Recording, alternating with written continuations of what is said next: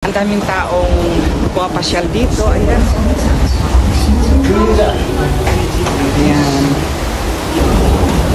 We are under the bridge.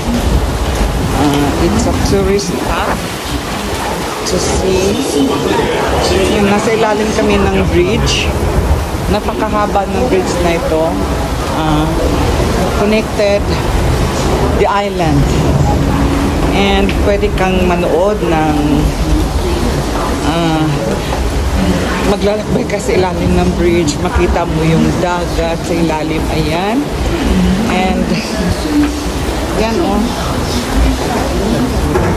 tapos makita mo dito sa gilid ito namang island. Ayan.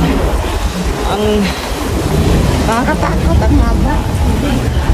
Pero yan, hindi ka naman alalaki ng mga gamit nila sa bridge na to. Kasi sa taas dito is bridge connected sa island.